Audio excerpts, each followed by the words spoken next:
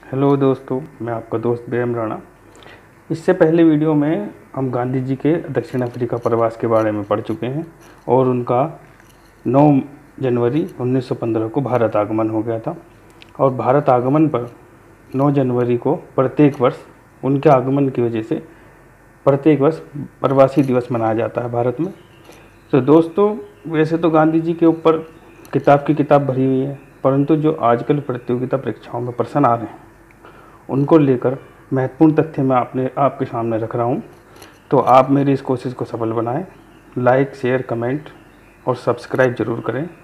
अगर आपको लगता है कि मेरे 15-20 मिनट के वीडियो में 2-4 क्वेश्चन ऐसे हैं कि जो मैं नए बता रहा हूं और आपको लगता है कि वो प्रतियोगिता परीक्षाओं में टीजीटी, पीजीटी, पैट वगैरह ऑल कॉम्पिटिटिव एग्ज़ाम्स में आ सकते हैं, बैंक पीओ वगैरह में, तो आप एक सब्सक्राइब जरूर करें और एक लाइक।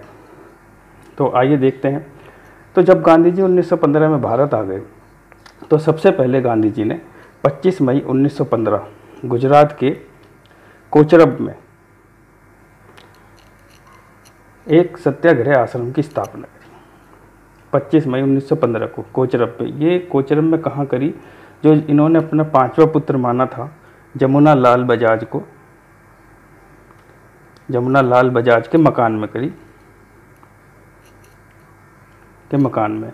तो इन्होंने इनको सहयोग करा था और अपने मकान में इन्होंने आश्रम बनाने की इजाज़त दी, अपना मकान ही इन्हें दे दिया। इस आश्रम को जो है 17 जून 1917 ईस्वी को साबरमती के किनारे लाया गया और ये साबरमती आश्रम बना। यही आश्रम साबरमती आश्रम बना। जब गांधी जी दक्षिण अफ्रीका से आए तो उन पर रस्किन के अनटू दिस लास्ट का बहुत बड़ा प्रभाव पड़ा था। इस वजह से इन्होंने इस आश्रम की ओर प्रवृत्त हुए। तो रस्किन की एक किताब है, जॉन रस्किन बॉन्ड की, उसका इनके जीवन पर बहुत ही गहरा प्रभाव पड़ा। वैसे तो उन्होंने गीता, उपनिषद, थोरो के ग्रंथ भी पढ़े हैं, पर जॉन रस्किन का अनटू दिस लास्ट का इनके जीवन पर सबसे गहरा प्रभाव पड़ा और इन्होंने इस ग्रंथ को अपने जीवन में उतारा और आश्रम प्रवृत्ति की ओर गए और आगे इन्होंने देश के आंदोलन में, स्वतंत्रता में महत्वपूर्ण कार्य किया।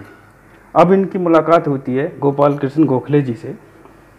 वैसे तो इनकी भेंट पहले ही गोपाल कृष्ण गोखले जी से हो चुकी थी और गोखले जी का ही गांधी जी को दक्षिण अफ्रीका से भारत लाने में सबसे बड़ा हाथ था, क्योंकि 1912 में गोखले जी दक्षिण अफ्रीका गए थे और वहाँ इन्होंने कमेंट किया था कि जब दक्षिण अफ्रीका में गांधी जी का कार्य पूरा हो जाएगा तो ये भारत आएंगे।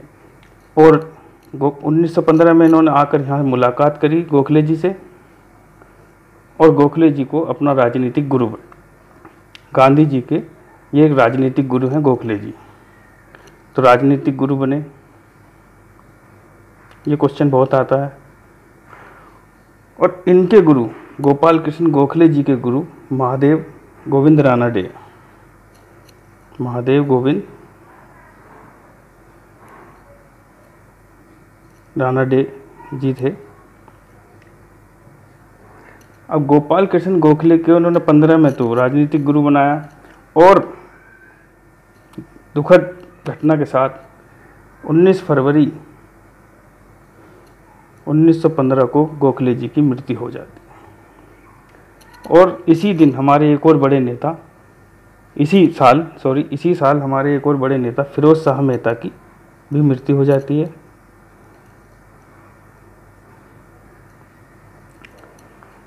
अब हमारे यहाँ जो कांग्रेस दल था वो गरम और नरम दल में बटा हुआ था। उसके जो 2 सर्वोपरि नेता खो चुके थे। अब तिलक एक नेता उनके रह गए थे, परंतु वो गरम दल में थे। अब गांधी जी ने इन दोनों गरम और नरम दल दोनों का नेतृत्व संभालने की कोशिश करी एक तरह से, और दोनों का मिलन करवाने की कोशिश करी। इस मिलन में 1916 का एक लखनऊ पैक्ट के नाम से आता है। इसमें कांग्रेस के गरम दल और नरम दल दोनों का मिलन हुआ, जो 1907 में सूरत अधिवेशन में फूट पड़ गई थी। सूरत अधिवेशन जहाँ मोटा मोटा बताएंगे ये गांधी जी के बारे में चल रहा है कि गांधी जी ने कहाँ क्या कार्य करा, बाकी ने फिर डिटेल में आपको बताएंगे कि लखनऊ पैक्ट क्या है, गोखले जी की मृत्यु वगैरह, चंपारण वगैरह सब बिल्कुल डिटेल में बताएंगे। यहाँ मेन तथ्य ले लीजिए। 1960 के सूरत अधिवेशन में जो फूट हो गई थी, नरम और गरम दल में बट गए थे कांग्रेस, उसमें गांधी जी ने, गांधी और इनके साथ 2 नेता और थे, एक तिलक, बाल गंगाधर तिलक और एनी बेसेंट। गांधी जी ने इनको जोड़ने का कार्य किया और इन तीनों के प्रयास से 1916 में गरम और नरम दल का मिलन हो गया। चलो ये एक अच्छी बात हो गई। इसे लखनऊ पैक्ट, लखनऊ समझौता के नाम से जाना जाता है। इसी लखनऊ समझौते में मुस्लिम लीग, जिन्ना प्लस कांग्रेस का भी मिलन हो जाता है। 2 अच्छी बातें हो गई। और तीसरा, इस लखनऊ पैक्ट में जो सबसे बड़े जो फूट का कारण था, स्वराज्य प्राप्ति, जो स्वराज्य प्राप्ति का प्रस्ताव था वो भी पारित हो गया। 3 यहाँ बड़े काम हो गए, भी पारित। अब सबसे इम्पोर्टेंट एक और है कि इसकी अध्यक्षता किसने करी? इसकी अध्यक्षता करी अंबिका चरण मजूमदार ने। इस 1916 के लखनऊ पैक्ट 1916, अंबिका चरण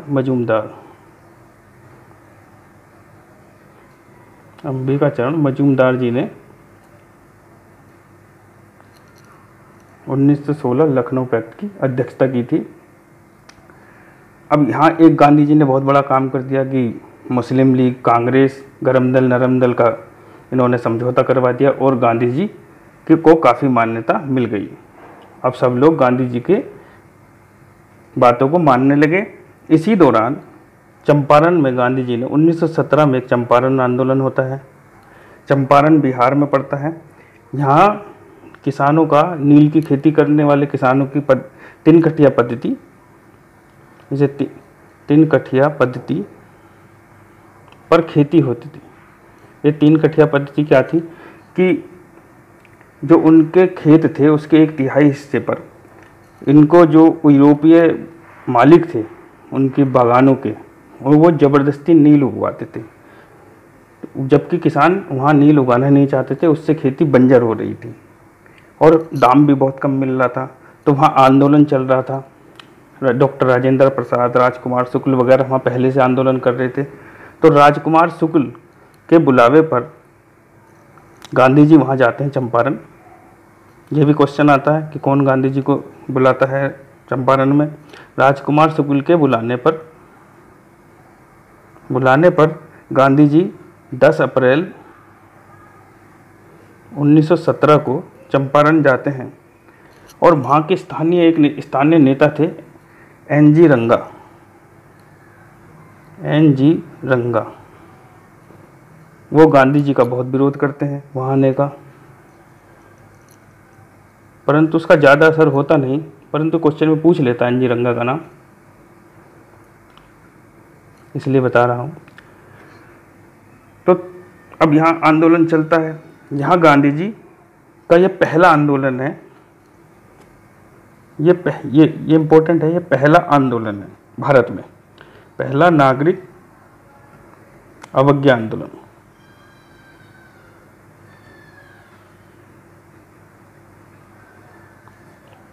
ये पहला नागरिक अवज्ञा आंदोलन है गांधी जी के नेतृत्व में। इसे पहला सत्याग्रह भी कहते हैं, पहला सत्याग्रह। ये गांधी जी के नेतृत्व में भारत के अंदर चंपारण में 1917 में पहला सत्याग्रह, और इसका असर होता है और 3 कठिया पद्धति अंग्रेज समाप्त कर देते हैं, यूरोपीय जो मालिक हैं, और 25% गैर कानूनी कर जो किसानों से लिया था अंग्रेजों ने उसे भी वापस कर देते हैं। तो ये यहाँ पर गांधी जी की बहुत बड़ी जीत होती है। तो दोस्तों अब आगे देखते हैं। चंपारण में गांधी जी ने बहुत बड़ा कार्य कर दिया है, उनकी प्रसिद्धि बढ़ गई है। अब खेड़ा में गांधी जी, तो खेड़ा 1918 में, चंपारण से 1 साल आगे खेड़ा में, गुजरात में पड़ता है खेड़ा, गुजरात में खेड़ा पड़ता है। खेड़ा एक जगह है गुजरात में। वैसे तो इसका सारा क्रेडिट सरदार वल्लभ भाई पटेल को जाता है, फिर भी गांधी जी ने वहाँ कार्य करा। तो गांधी जी ने यहाँ पर असल में कहता है जो किसानों के कर वसूली के विरुद्ध, किसानों ने वहाँ पे जो ज़्यादा कर उन्होंने लगा रखा था, वहाँ फसल ख़राब हो चुकी थी, किसान मांग कर रहे थे कि हमारी पूरी फसल ख़राब हो चुकी है, आप कर समाप्त कर दीजिए या बहुत कम कर दीजिए। परंतु अंग्रेज अफसर मान नहीं रहे थे और किसानों ने यहाँ पे कर के विरुद्ध सत्याग्रह कर दिया था। तो यहाँ गांधी जी ने सत्याग्रह करने के लिए कहा। गांधी जी यहाँ गए खेड़ा में और सत्याग्रह के लिए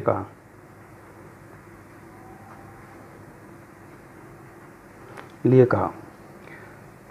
इसे प्रथम असहयोग आंदोलन भी कहा जाता है। इसे प्रथम असहयोग आंदोलन, ये क्वेश्चन बहुत बड़ा है, असहयोग आंदोलन कहा जाता है।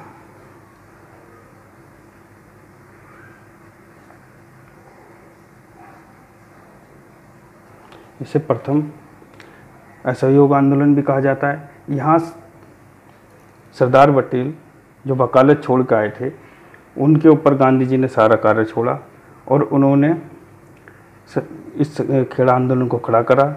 और इस खेड़ा आंदोलन में गिरफ्तार होने वाले जो सबसे पहला व्यक्ति था वो मोहनलाल पांडे था, जो प्याज उखाड़ कर लाया था खेतों से, गिरफ्तार होने वाला।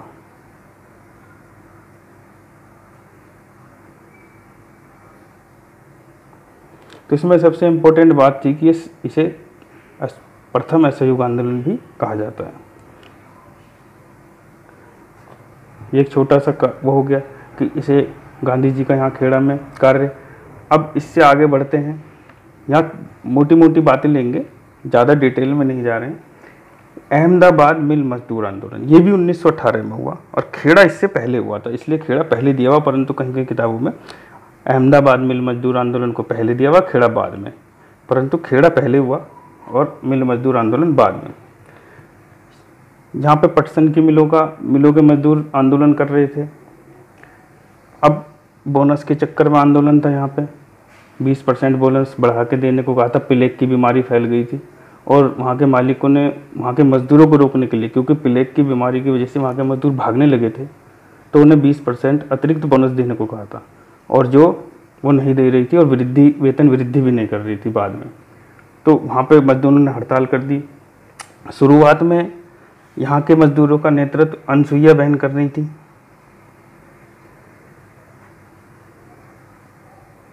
अनसुईया बहन साराभाई यहाँ का इनका नेतृत्व कर रही थी। और इन्हीं के कहने पे गांधी जी अहमदाबाद आए। गांधी जी अहमदाबाद पहुँचे अनसुईया बहन के आग्रह पर, और यहाँ गांधी जी ने सबसे इम्पोर्टेंट बात, पहली बार भूख हड़ताल की। पहली बार भूख हड़ताल,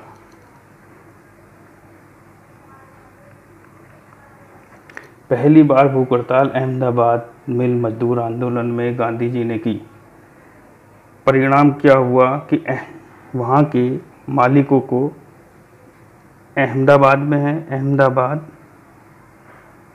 ये भी गुजरात में है, अहमदाबाद लेबर एसोसिएशन का गठन हुआ।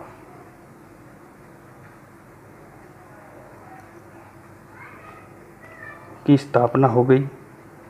ये बहुत बड़ी बात थी वहाँ के मजदूरों की राहत के लिए। और गांधी जी ने यहाँ ट्रस्टीशिप के सिद्धांत के लिए कहा।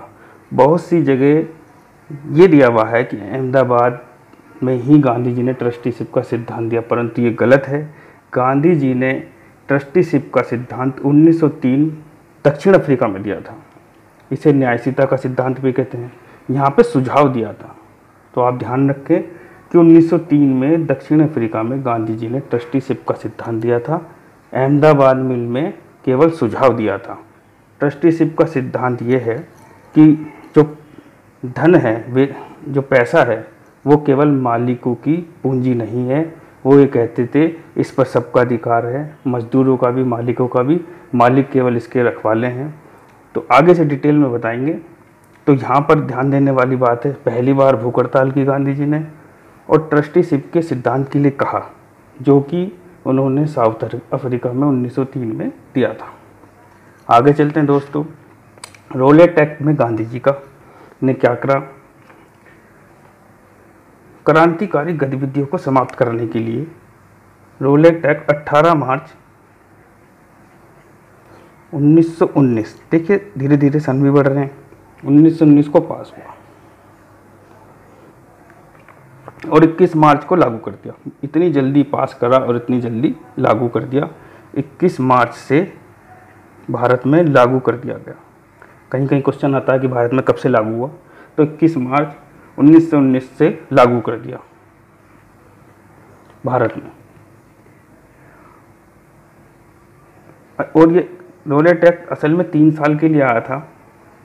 अब इसे लाया गया था क्रांतिकारी गतिविधियों को समाप्त करने के लिए, परंतु इसमें क्या था कि समाज के साधारण आदमियों को भी बिना अपील दलील के गिरफ्तार कर लिया जाता था। ये एक इमरजेंसी के समान था। आप कोई अपील दलील वकील नहीं कर सकते थे और किसी को भी किसी भी आरोप में या बे आरोप के भी गिरफ्तार कर सकते थे। अब यहाँ गांधी जी पहुँचते हैं और पहले विरोध करते हैं गांधी जी 6 अप्रैल को, मोटी मोटी बता रहा हूँ, 6 अप्रैल 1919 को गांधी जी के नेतृत्व में राष्ट्रव्यापी हड़ताल होती है। नेतृत्व में राष्ट्रव्यापी हड़ताल, बहुत बड़ी हड़ताल पूरे देश में, राष्ट्रव्यापी हड़ताल। इसे ही रोलेट सत्याग्रह भी कहते हैं। ध्यान देने वाली बात है, इसे ही रोलेट सत्याग्रह कहते हैं। 6 अप्रैल 1919 कब हुआ रोलेट सत्याग्रह? 6 अप्रैल 1919 ग्रह कहते हैं। ये क्वेश्चन बनते हैं, फालतू का कचरा पढ़ने से अच्छा है मेन क्वेश्चन पढ़ें और चीज़ों को समझें। इसे ही रोलेट सत्याग्रह कहते हैं।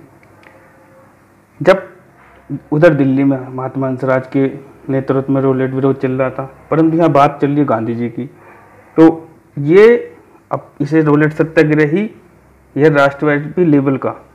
अब क्वेश्चन आता है राष्ट्रव्यापी, जो पहले हड़ताल या आंदोलन हुए वो एक क्षेत्र के थे, केवल वहीं हो रहे थे। अहमदाबाद मिल मजदूर था, मजदूरों से संबंधित था, केवल वहीं हो रहा था, बाकी से उसका कुछ लेना देना नहीं था। परंतु ये पूरे देश में हुआ, तो राष्ट्रव्यापी लेवल पर ये पहला सत्याग्रह या आंदोलन था, पहला आंदोलन। समझिए बात को, पहला राष्ट्रव्यापी आंदोलन 6 अप्रैल 1919 रोलेट सत्याग्रह। तो आप समझ गए होंगे पहला राष्ट्रव्यापी आंदोलन। इससे पहले के जो आंदोलन थे वो केवल क्षेत्र वाइज थे। 10 अप्रैल, एक और चीज इंपॉर्टेंट चीज नोट कीजिए, 10 अप्रैल 1919 को पलवल के रेलवे स्टेशन से गांधी जी गिरफ्तार। ये गांधी जी की भारत में पहली गिरफ्तारी थी।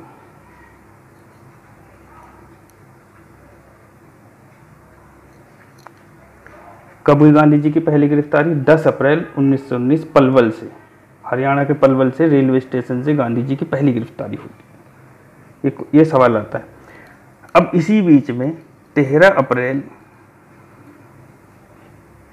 1919, ये दिन तो आपको याद ही होगा जो बच्चे पढ़ते हैं, जलियांवाला बाग हत्याकांड।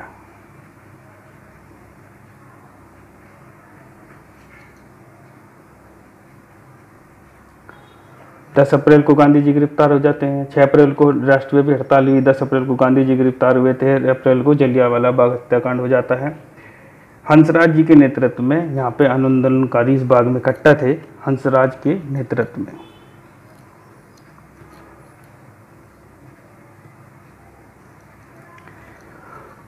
यहाँ पर जनरल डायर निहत्थे लोगों पर गोलियां चलवा देता है और 20,000 से ज़्यादा लोग यहाँ मारे जाते हैं। बाद में उधम सिंह जो क्रांतिकारी थे, जिनका गांधी जी ने कभी सहयोग नहीं करा, ने 1940 में जनरल डायर को लंदन में मारा, उनका बदला लिया जनरल डायर को। अब ये घटना हो गई। गांधी जी हिंसा के बहुत विरोधी थे, अहिंसा के पुजारी थे और हिंसा के बहुत विरोधी थे। तो इससे क्षुब्ध होकर 18 अप्रैल 1919 को रोलेट सत्याग्रह समाप्त।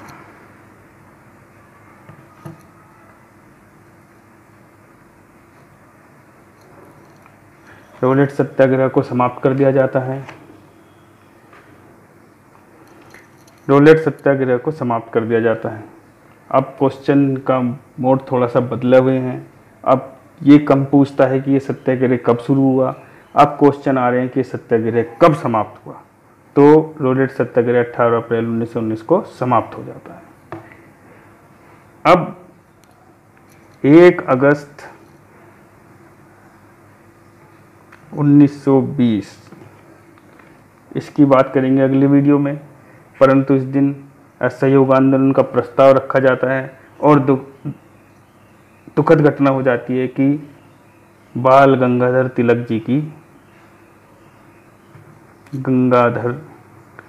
जी की मृत्यु हो जाती है।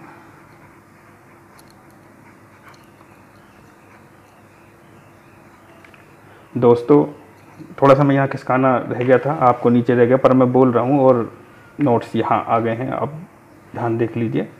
तो दोस्तों, मैं आपके लिए बहुत ही इम्पोर्टेंट क्वेश्चन बहुत ढूंढ कर ला कर दे रहा हूँ, तो आपको जिससे ये सहूलियत हो और आपको कम समय में अच्छी तैयारी हो जाए।